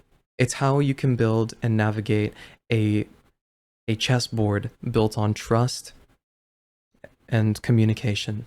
It's effective and efficient communication, very authentic and genuine, loving relationship. For example, someone tries to tell you something about yourself. Someone says, I think that you're a little bit this when that happens, and rather than going, thank you, let me think about that, you go, why are you being rude? Or this is not a good time for me, or I can't absorb this now. In other words, you push away information that might have helped you, not because it's false, but because it's difficult to absorb. And that's often what happens to us. All of us are involved in defense mechanisms. All of us can't quite bear the full truth about ourselves. It helps us to go to psychotherapy. I know. I would like to do psychotherapy at some point. I would like to understand myself. Because while I am capable of the dumbest jokes, I'm also capable of, like, the coldest takes. And, I don't know, maybe I have an egotistical brain, right? Maybe I'm an egoist. But I've noticed there's a slight tinge of detachment in how I think. And sometimes it's a little overly scientific for my taste.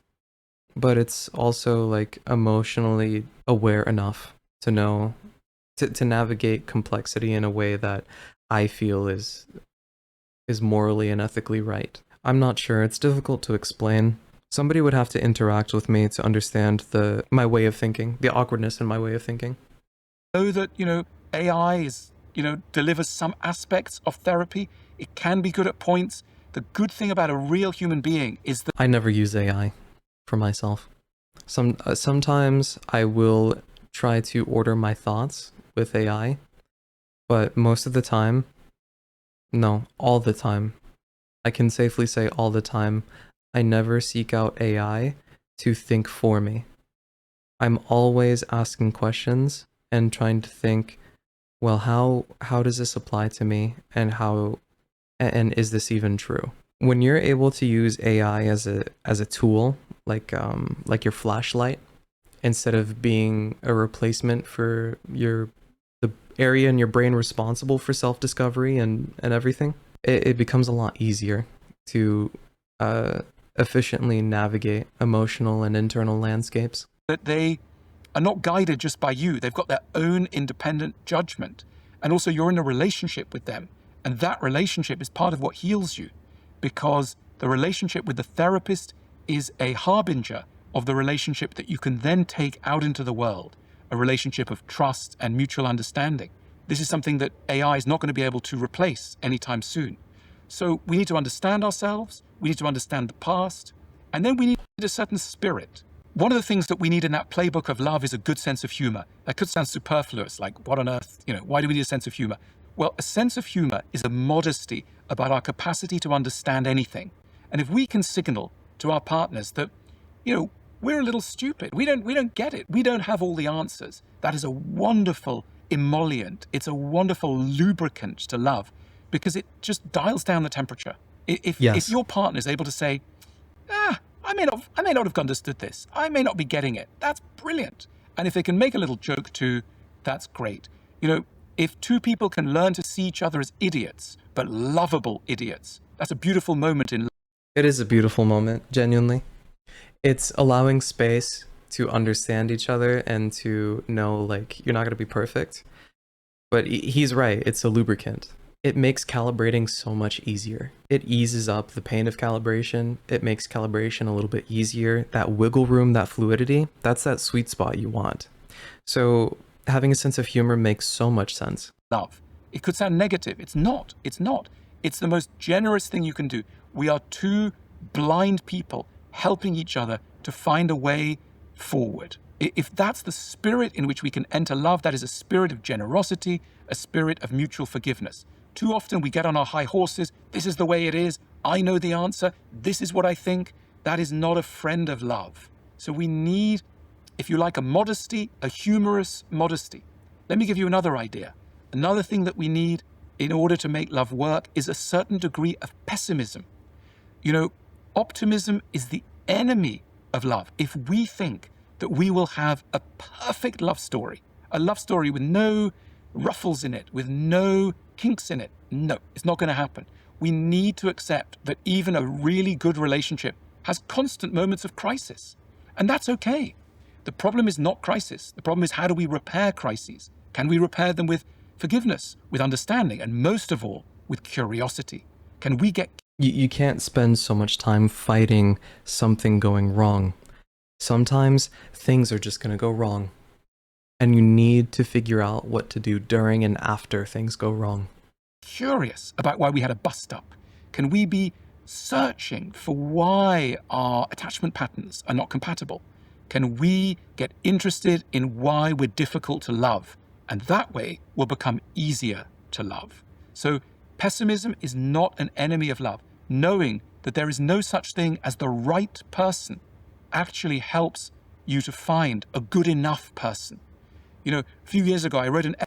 That kind of drop from fantasy to a small sprinkle of pessimism, like the one true love isn't out there, but I know that I will find a partner that will suffice. I know I will find a person out there for myself. I just need to do my best to get there. Do my best to be my best for that person.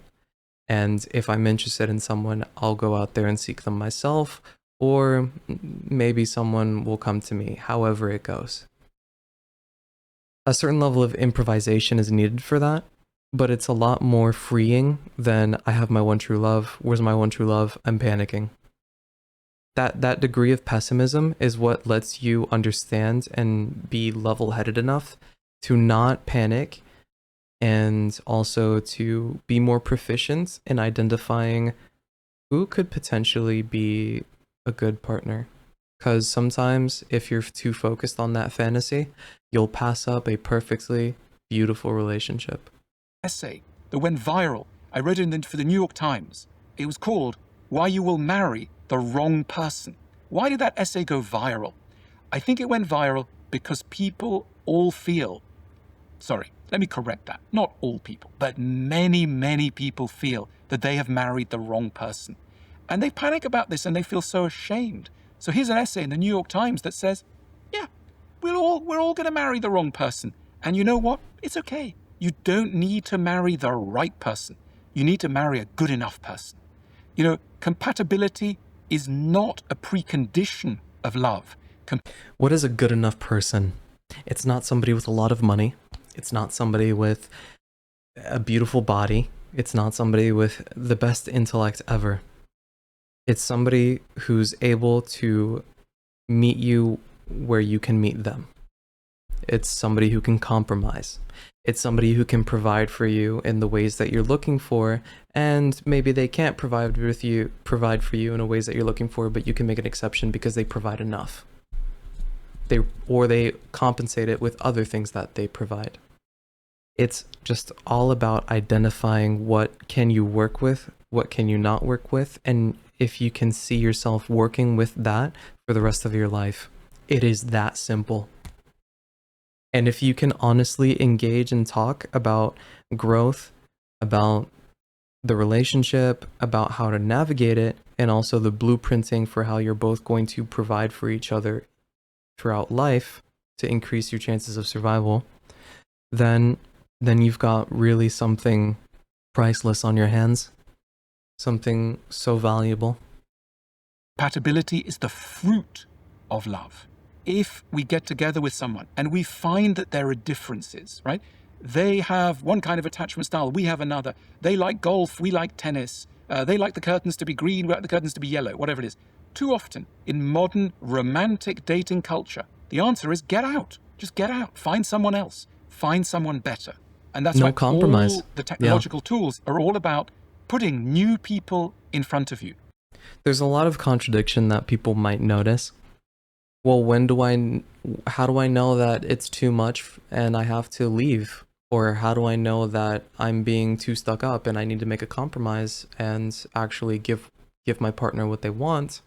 Or how do I know that there's a way for both of us to get what we want, or both of us to be in a situation where we can reach a desirable outcome even though we both didn't get what we want, right?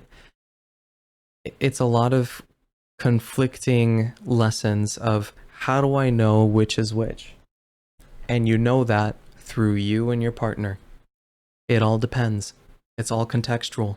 It's all person to person. You decide that for yourself. Because guess what? What you're asking isn't a question of how do I do this? What you're asking is how do I find out what I want? And nobody can help that. Nobody can help you with that. I mean, they can help you with that, but nobody can figure it out for you. You can't have somebody sit there and tell you what to do, what you want and what you don't want in a relationship, and how to navigate that. You decide that for yourself. And that requires a level of honesty and intelligence that I feel as though not many of us have, which is why there's so many unsuccessful relationships nowadays. Of course, sometimes you need to find new people. But as much as finding new people, what you need to do is to learn to live with the people who are in front of you, with the Yes. people that you found.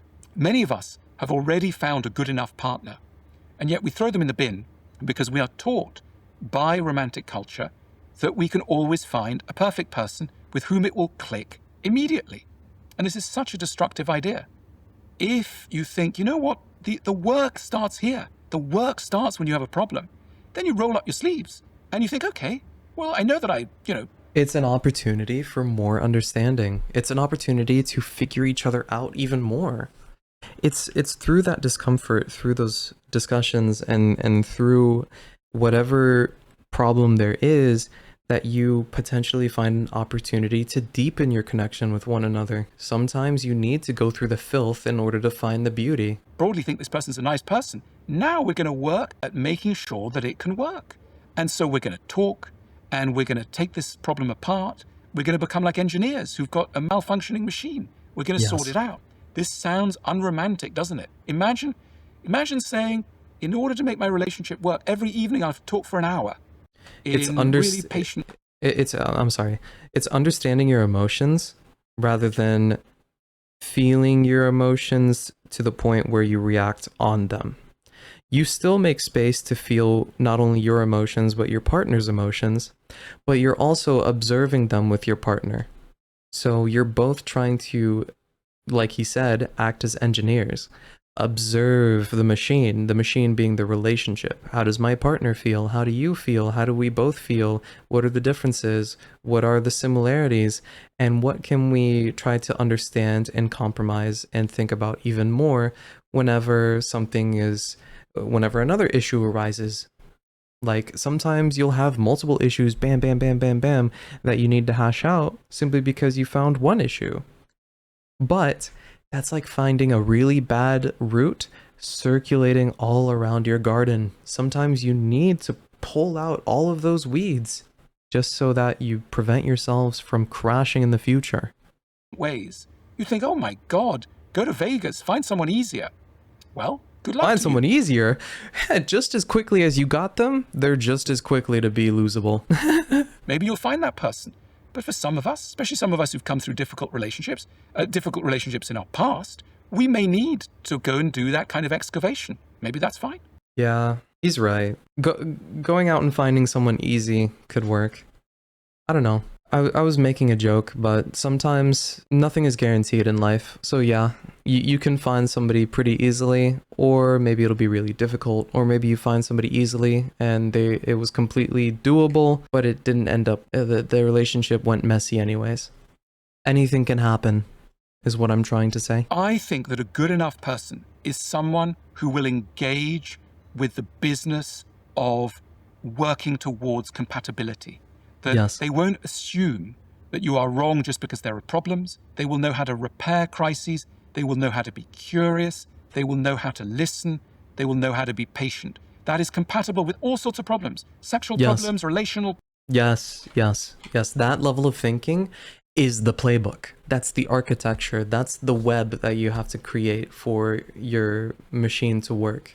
That's what you need to be able to be on a compromise-oriented mindset. A mindset that is cultivating compromise and understanding rather than just fixing the problem or just getting it done, right?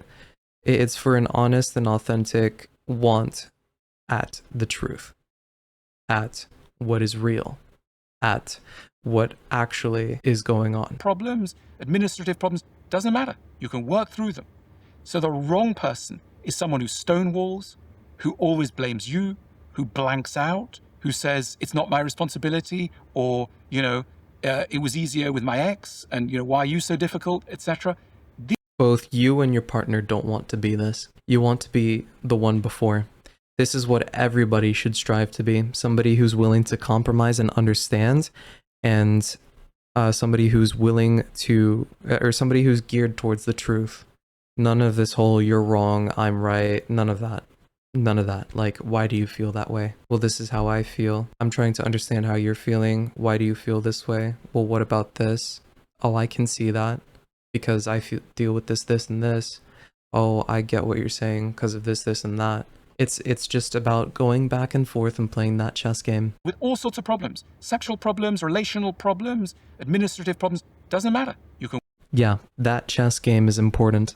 If you're both not focused on that chess game, you're gonna have problems. Work through them. So the wrong person is someone who stonewalls, who always blames you, who blanks out, who says, it's not my responsibility, or, it was easier with my ex, and, why are you so... What's the difference between these two? The one that stonewalls and the one that works towards compromise? The difference is that one is compatible with most, if not all, types of relationships, and the other one is not. So eventually, when you have one with the other, right? Understanding versus stonewalling, the relationship isn't going to work out because the person that stonewalls is not in a mindset of trying to open up. So obviously, you'll be bottlenecked. Like it'll be nerfed because of it. It'll have a debuff. The relationship will have a bad affliction to it. It's like a curse, like a branding. difficult, etc. These people are trouble because they are refusing the work of love. So it doesn't matter if you have many, many difficulties. That's okay. The problem is your attitude to the difficulties. And the solution is an attitude of indulgence, of curiosity, and of calm consideration of the flaws that unite us all. We are all mad monkeys. And so long as we've been kind towards the mad monkey in all of us, we'll be okay. One of the real problems, and there's simply no solution, but we need to accept that there's a real problem, is how long it takes to work out who we are as lovers, as people interested in relationships, who we are. It takes so long. Yes. And it takes especially long to try and change our patterns. If we are somebody who sabotages relationships every time that love comes along, how long is that going to take to unwind this? Well, it takes insight, but then it takes, as it were, work, true work. And sometimes people go to therapy for 6 sessions or 12 sessions, and they go, I haven't changed, therapy doesn't work. And let's come back to my earlier example about language. Imagine that you decided middle-age as an English speaker to pick up Korean or Finnish, and you went to 6 lessons, and you tried to learn Finnish and Korean. And by the end of 6 lessons, you could barely ask for, barely say your own name or say hello. And then you blamed it on the whole process. And you said, I'm not learning this language, it's rubbish. People would say, you're being too impatient. Yeah, you are. Because sometimes a session that is 1 hour every week, just 1 hour every week, how can you possibly understand yourself within that time frame? It took me 2 years of dedicated work of understanding myself and learning all of the bad things and learning all of the lessons that I needed to learn from my past relationship to get to the point where I am right now. 2 years. And that was me focusing on that. Crazy, right? So how can we expect ourselves to understand, to expect therapy and the process to work if we don't give it the time for what you're planting to grow into the proper flower? If you're too focused on the fruit, you're going to miss out on the beauty of the flower. You're too fixated on the goal of trying to fix things and something that looks a certain way or feels a certain way, when really you should be focused on discovering what can you work on and discovering what actual, real, authentic progress is. And I think that some of the same holds true for rewiring our emotional language. We can't pick this up in 6 sessions of 50 minutes. It takes a long time. A pattern that was laid down over decades is going to take many, many years to figure it out. Believe me, it's bad news. I wish it weren't so. Can we do anything in the meantime? Yes, of course we can. We can be learning and walking. We don't have to pause and just sit by the roadside. We can be starting on the path of relationships. We can be starting from a relatively young age, but we need to be doing the work alongside, and we need to be able to at least do the first thing, which is to say, I'm learning, I'm a learner. There's a real difference between someone who goes, I know it all, and someone who knows that they are still learning. Yes, a true master is an eternal student. Yes. When Socrates, the ancient Greek philosopher, was asked why he was the wisest person in antiquity, he said, because I know what I don't know. In other words, that the birth of true wisdom is associated with a knowledge of your ignorance. I think that's the best way we can proceed also. Yes. Being able to understand that you can't know everything and being hyper aware of there could be something that I don't know and accepting that. It's the acceptance of I'm not going to know everything ever. There's always something that you're not knowledgeable of. So whenever you think that you know something is when you set yourself up to be surprised. In relation to our love lives, there are lots of questions that we could learn to ask ourselves and our partners in order to try and find a better relationship. One of them is this: when I get close to you, how does that feel? Right? To open up a window onto some of the complexities that occur when somebody gets close. If I love you, what part of you might worry? Right? That's a good question. Does any part of you worry? Another really useful question is, how do I respond when someone is trying to communicate something to me? Do I stonewall or do I accept? Am I able to pause and think the issue might be with me? Or do I always have to go, I can't answer that. It's the other person. You're being unfair. You're putting me under pressure. What is your level of emotional dexterity? So that's a good question to be asking yourself as well. Also, one of the really good questions in any relationship is to say, how have I annoyed you? How have I frustrated you? You know, a lot of what happens between couples is there are things that are bubbling away beneath the surface that people can't find the courage to say. And because they can't say them, the problem doesn't improve. And sometimes you'll know what's bubbling under the surface, but the person that's talking to you won't. So when you're trying to explain it to them, they can only see it at a surface level. And what you're really attacking is the root of what's causing the surface level to even occur in the first place. The problem gets worse. People can't have sex anymore. A lot of the reason why people can't have sex, it's got nothing to do with sex. It's to do with the fact they feel disconnected and angry and misunderstood. You can't have sex with someone who you feel misunderstood by or you feel furious with. What helps desire is trust. And the way to build up trust is... Sorry, oh my god. I'm so immature. You can't fuck if you're feeling bad, bro. is to communicate, and particularly communicate ruptures of trust. So if you want to have good sex, don't get a candle, don't go to a hotel. Start to ask each other, have I annoyed you? Is there something I've done that you'd like to tell me? And you say this patiently, not in the middle of the night when you're stressed or maybe you've drunk too much, but when you're calm, when there's a sense of, lightness and forgiveness. When it's the right moment, it's about tact. Like, if your partner's angry and they need a moment to calm down, then I think they should have the space to calm down. If your partner's just being avoidant, then there's the issue. They shouldn't need, there's plausibility, right, for space to calm down, and then there's just avoiding the problem entirely so that it never gets solved. Being able to differentiate which is a problem on both sides. But there's also the added layer of, right, tact. It's about finding the right moment to be able to talk with your partner without seeming like you're trying to jump or attack them, or without ruining whatever good moment that could be possibly happening or making a bad moment worse. It's being in a position where you get the chance to fix what's going on. And when you have that moment, you do either a checkup, or you bring something up yourself, or you start where you left off. Sense of, lightness and forgiveness. Use the right moment to ask the right question. We're living in a world where therapeutic language and insights have spread for the first time far outside the consulting room.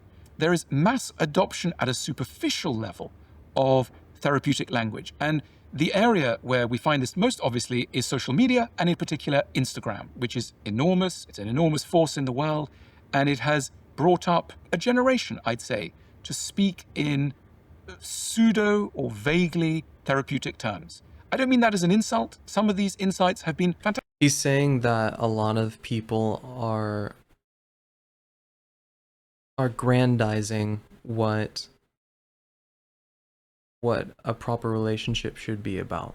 It's romanticizing proverbs and platitudes and making much more of the fruit than the flower itself. The process the process of having a good relationship is a lot more arduous than simply saying, oh, a relationship takes sacrifice. Anybody can say that. Anybody can make a post on Instagram. It's the person that's actually working through a relationship and having to swallow their own pride, or maybe trying to point out the pride in somebody else while also navigating their emotions or their partner's emotions. That's the hard part. People are now able to talk about, let's say, attachment theory. The mention of an avoidant attachment theory or an anxious attachment theory in many circles now doesn't create the puzzlement that it was generating 15 years ago. 15 years ago, this was not common knowledge. That was still in the university, in textbooks, and in the consulting room. Now it's out in the world. And the medium that has changed this, as I say, is social media. What's the problem? I'll tell you one of the problems. One of the problems is whose fault it is. The tone of a lot of social media posting blames the problem for the struggles in relationships fairly and squarely on the partner, not on yourself. There is an obsession with finding borderline people, narcissistic people, avoidance, anxious people out in the world. And of course they exist, but the tone is the problem.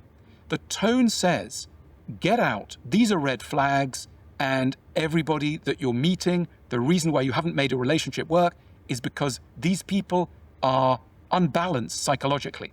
My answer is this: if you are looking to find a person with no problems at all, with no psychological disturbances, good luck to you. If you're looking to find somebody with no red flags, good luck to you. Everybody has red flags. Everybody's got red flags. Everybody's got something going on. Wow, isn't that obvious? Wow, somebody's got a problem. Wow. It's somehow like when you remove this focal keyhole perspective that you have of the world, where everything exists further outside of yourself, you start realizing, oh shit, I'm not the only one with my own fucking problems. It's not rocket science. That's part of what it means to be human. That's the story of Genesis. The story of Genesis is Adam and Eve had some red flags. That's what it is to be human being, is somebody with a red flag. So the problem is not the red flag, it's how you deal with it. And this is yes. Maybe if everything is problematic, maybe you need to change what you consider is a problem in the first place. You ever thought about that? You ever thought about how maybe the way you're reacting, the way you're thinking, or the way you're doing things isn't really the right thing? Yeah, that includes the way you think about things. So if there's a relationship that is problematic for you and somehow is working off way better than whatever you could ever do when it progresses on somebody else's turf, like whenever your partner seems to be doing so much better and you're still doing so poorly, maybe the way you considered your partner as a problem wasn't entirely accurate. Or maybe you were just too selfish with your own problem. Like, we can't sit here and pretend like we're the only people with problems. We're the only person in life that has a problem. We can't sit here and do that. It's obvious, but Christ, I'm always seeing this online. I worry that therapeutic culture on social media doesn't train us to do. It doesn't train us for patience. It doesn't train us to think we might be the problem. It doesn't ask us to think what we've brought to the situation. It doesn't create an atmosphere of forgiveness. The reason is very simple. Outrage sells. It's more fun. It feels more spirited. It's punchier to say, that ex of yours, they're the avoidant, they're crazy, they're narcissistic. It sounds better and it leaves everybody happier. But long term, it's not the solution. No, not at all. Chapter 4: Overcoming Status Anxiety and Loneliness. We mustn't forget that one of the sources of love that is most important to us is not just interpersonal romantic love, but the love that you get from other people, strangers, dependent on your standing in the community, your status. Status is a really interesting feature of everybody's ambitions. Why do we work so hard? We work so hard not just for material rewards. We work hard in order to gain the esteem, the respect, the regard of people whose good affections. Yeah, everybody wants to be Stephen Hawking, everybody wants to be Shakespeare, everybody wants to be this, everybody wants to be that. And well, sometimes there are gonna be people that don't want the fame and just want to live a quiet life, and there's nothing wrong with that. But there's a lot of desire and ambition for status, because as social creatures, we want to be high in the social standard. We rely on to feel good about ourselves.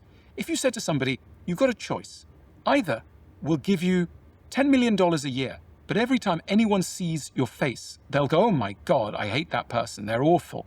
I despise that person. You could have that option, or we'll give you a minimum wage, absolute minimum, bare minimum to survive. But every time anyone sees you, they'll go, oh my God, that person is amazing. It's just great, etc. We know which one we'd pick. We know that we would pick the love and affection of the stranger and the respect and esteem of our community way over simple material rewards. Now, in our culture, the reason why most of us work so hard and the reason why most of us are so interested in money has nothing to do with the money. It's because we're trained to be that way by government officials and high mega corporation owners. The secret society of business owners, the top 0.01%. Yeah, they breed this mentality into us. It's just that money is the chief conduit towards the love and respect that we stand to gain from our communities. If you change the status system and what it's earned, what you get status for, you will change the incentive structure. There have been periods in history where the number one thing you needed to do in order to have a high status was to worship God really intently. And then if you're good at worshiping God, you'd be considered, amazing. And then people did that in droves, and that was considered very, very serious. In other cultures, it was considered very serious to be a good hunter. So people became more and more good at hunting. And that was, what you did. And that was the route to getting status. Nowadays, how do we know what the status system is based on?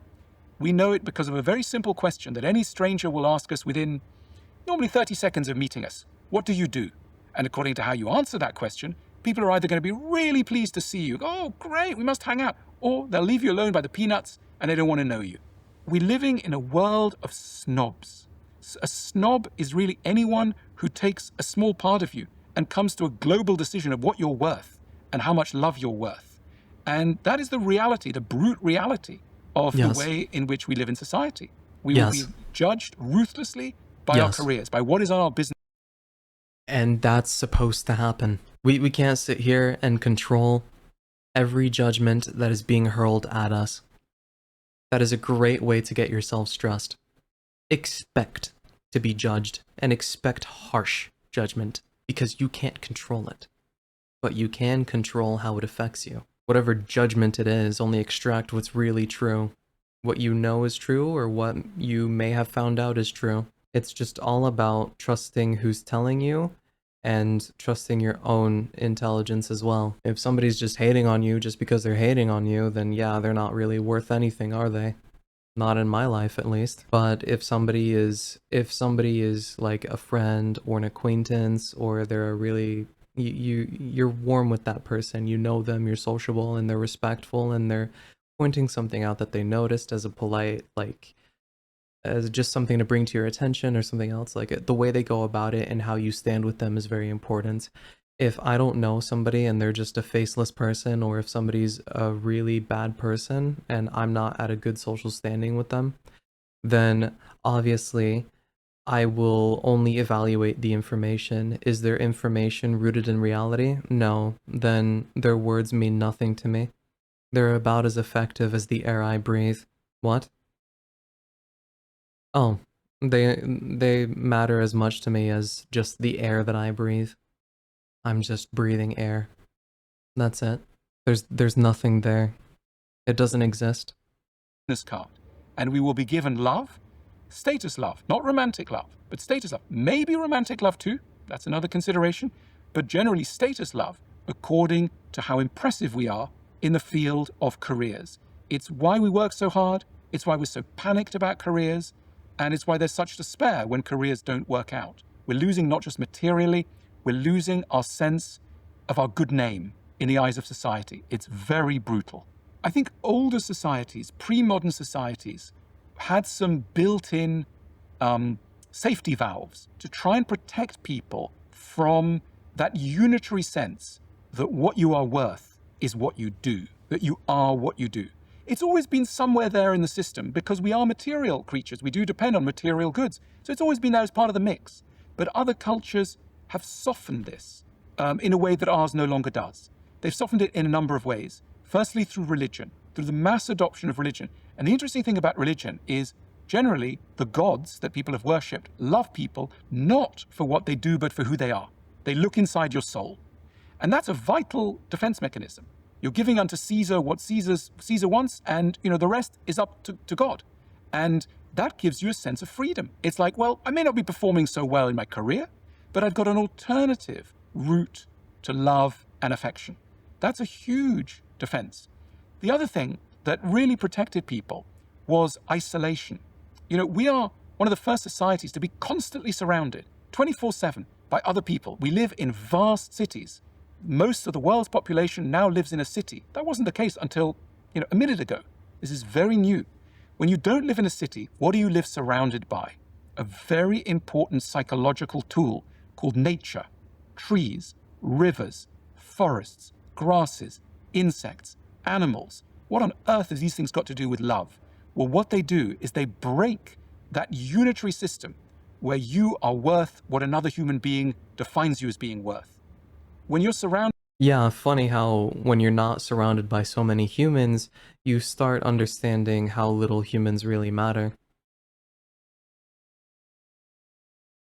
That was a very dark thing to say. By nature, you're no longer just defined by other humans. You get to live in a more expansive, a more liberated world where your value is, up to wider forces. And that lends a lot of oxygen and a lot of freedom that we've lost as we've moved towards urban societies and, of course, as we've gone online. Okay, here's another pet idea of mine. Religion disappeared as the guiding force in people's lives around 100 years ago when Nietzsche famously... I agreed. I agreed. I agree. What am I saying? Sorry, it's I've been recording for a bit. This is a long video, but I think this is a very substantially rich video. I think this is a very beautiful video. I love what I'm listening to right now. Because a lot of the things that he's saying, I absolutely agree with. And I definitely love how he's articulating all of the ideas and how he's explaining everything. This is a very rich interview. Famously said, God is dead. He announced the death of God. Now, you might say, hang on a minute, there are lots and lots of believers. There are. Yes, there are. But the problem is that religion isn't as pivotal in our society as it used to be. It's a basis, it's a driving force, but there's a lot of the safety veil of Christianity is losing its touch. Of course there are. Many societies are still defined by religion. However, one can propose that in key ways we are no longer living in religious societies.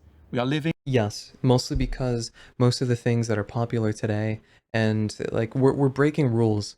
We can't honestly say that we're a religious society when we are consistently breaking the rules of our religion. And not only that, we're openly welcoming the abandonment of those rules, where sometimes you'll even still have worshippers that break the rules anyways because they somehow twist them to use them for their favor, to use the rules within their favor when really they're breaking the rules.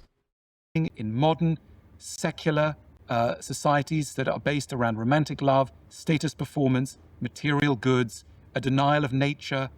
Yeah, everything that is negative about our society is a direct contradiction towards religion. And what we're struggling with in society on a social and religious level indicates that maybe God is dead.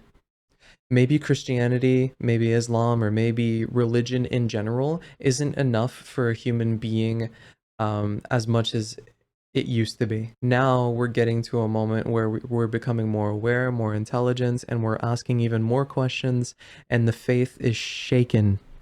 in Christianity or in other religions, faith in general is being shaken. And it's becoming an interesting thing to see how people are converting to religions and are dissenting from religions as well. A cutting off from the natural world, and a cutting off from any sense of human agency being limited. We believe in human agency being able to determine everything. Along with that comes a denial, of course, of our own mortality.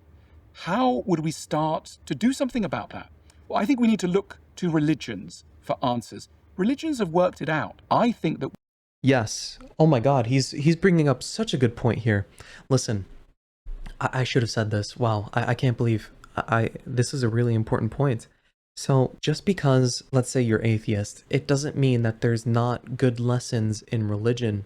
Just because you hate religion so much doesn't mean that there's values you can't extract from it that actually work, or lessons from religions can actually help you, or you can agree with religions even though you don't inherently believe in the religion itself.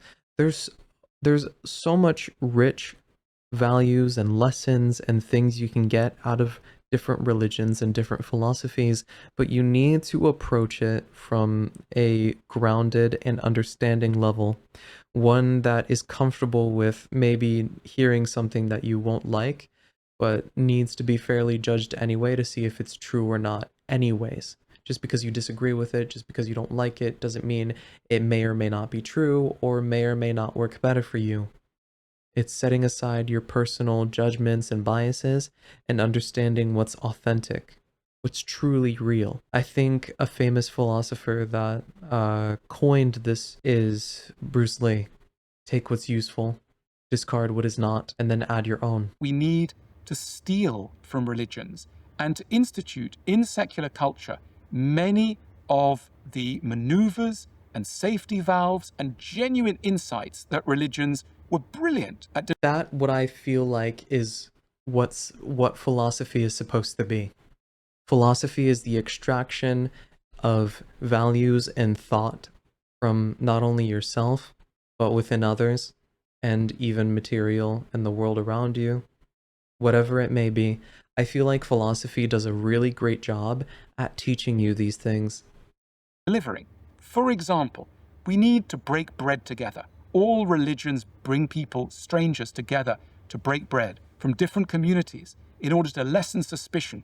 We need to get back to a tradition of communal dining and of breaking the barriers that separates strangers from one another.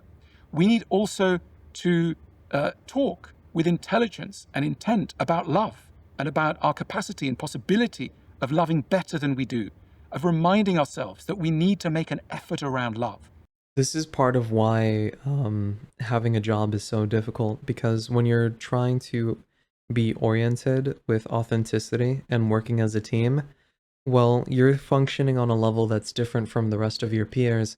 And when you're trying to drive and put forth reciprocity and harmony, other people are only trying to put forth and respond with discord and damage. Buddhism does this, Christianity does this.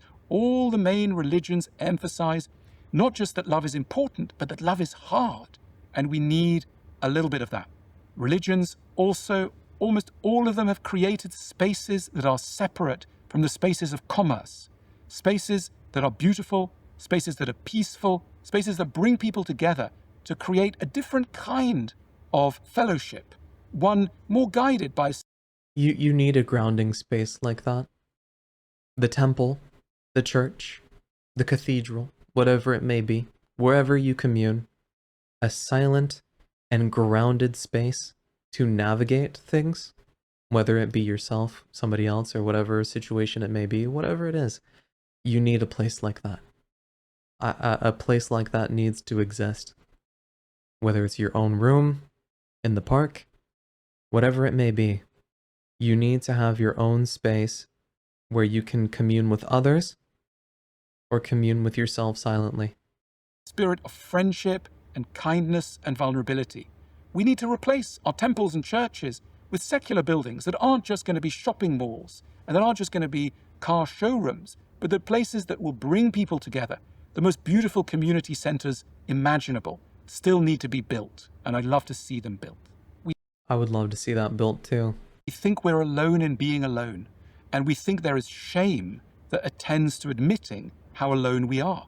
The route out of loneliness is to share your loneliness, is to dare to believe that the things you are most ashamed of cannot be, structurally, they cannot be things that exist in your heart alone. That they have to be things that, despite the evidence, the surface evidence of other people's cheerfulness, probably exist in other people. Other people are also lonely, are also sad, also feel lost, also feel that they've messed up, also have a hard time in their relationships. The beginning of friendship begins with the capacity to be vulnerable and to admit to loss and sadness. We think that friendship is a mutual club for cheerfulness. It's not. True No. friendship begins with tears, with the ability to admit to sadness. This is why men, in many ways, have a harder time than women forming deep friendships, because men, there's still, in many societies, a real taboo around male tears. Men cannot admit to being sad and weak without feeling that they have lost their masculinity. Yes. Extremely unfortunate as a route to friendship, because it means... Well, at that point, you redefine what it means to be masculine. Masculinity is not ignoring your emotions and showing them just because you're embarrassed. You're a human, you're supposed to feel how you feel. But it gets to a point where you're either masculine with your emotions and how you handle them, or you're childlike with how you handle them. A man will be able to cry but still keep walking and talking, or a man will be able to properly retreat when they're overwhelmed and then come back to start again. It's about a man who can handle their emotions in a mature manner. That's what separates a masculine man from a child. And if there's a feminine guy, right? Somebody who's feminine, but they can handle their emotions in a very mature way, that's a very masculine trait in my opinion, because you're able to handle your emotions despite being a bit more feminine. that your friendship will need to be based on posturing and on the recounting of triumph and success, whereas in fact, of course, true friendship begins with the revelation of vulnerability and fragility. As Yes. ever, with a problem, self-awareness and mutual awareness is the way through. Once we can see the pattern, we can break the pattern. Once we can see that we're living in a prison defined by a material status system that many of us don't value, that we are doing this not because we want to, but because it exists, we can start to find alternatives. I'm not talking about, throwing in your job. I'm talking about evaluating yourself and other people beyond your job. I'm talking about getting back in touch with nature. I'm talking about getting in touch with vulnerability and sharing that vulnerability. Yeah, I feel like the universe could, or not the universe, I feel like America could benefit a lot from people going outside to the park and just walking more, looking at the grass and the sky. Just, you don't even have to meet anybody. You just go outside and walk for a bit, like on the sidewalk. Just try to look at a tree. Just breathe in the air, just take a moment. These are all tools and mechanisms that we can put in motion to escape an otherwise really oppressive and genuinely loveless environment in which we're forced to live and can't breathe very easily in.